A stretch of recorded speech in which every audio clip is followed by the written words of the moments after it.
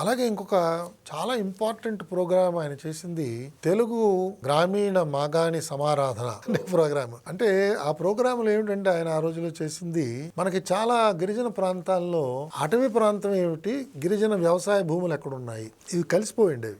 దానివల్ల గిరిజనులు వెళ్ళి వ్యవసాయం చేసుకోవడం ప్రారంభిస్తే ఫారెస్ట్ ఆఫీసర్లు వచ్చి దానికి అభ్యంతరాలు చెప్పడం, వాళ్ళు రిపీటెడ్గా చేస్తే దాని మీద కేసులు పెట్టడం, కేసులకేమో వీళ్ళు పాపం తిరగడం, వీళ్ళ కేసుల కోసం అని చెప్పి POITDA మళ్ళీ ఈ ట్రైబల్స్కి సహాయం చేయడం. అంటే ఒక ప్రభుత్వ యంత్రాంగం ఇంకొక ప్రభుత్వ యంత్రాంగంతో పోటీ పడటం మనం చాలా సినిమాటిక్గా ఉండేది. అది ఆయన గ్రహించి మనం ట్రైబల్ ఏరియాస్లో ఫారెస్ట్ బౌండరీస్ ఎక్కడున్నాయి వాటిలన్నింటినీ కరెక్ట్గా ఫిక్స్ చేయాలని చెప్పి దానికి ఒక డ్రైవ్ పెట్టి అన్ని ట్రైబల్ ఏరియాస్లో ఫారెస్ట్ ఆఫీసర్లని, రెవెన్యూ ఆఫీసర్ని సంయుక్తంగా కూర్చోబెట్టి సో అవన్నీ మళ్ళీ రీఎస్టాబ్లిష్ చేసి ఫారెస్ట్ బౌండరీస్ అన్ని జాగ్రత్తగా పెట్టేటప్పటికి కొన్ని ప్రాంతాల్లో అదనంగా రెవెన్యూ ల్యాండ్ బయటపడిందండి. ఎప్పుడైతే అదనంగా రెవెన్యూ ల్యాండ్ బయటపడిందో ఆ ల్యాండ్ ఆ గ్రామంలో ఉన్న గిరిజనులకి ఎవరికి వ్యవసాయ భూమి లేదో వాళ్ళకి జాగ్రత్తగా అది పంచిపెట్టేవాళ్ళు.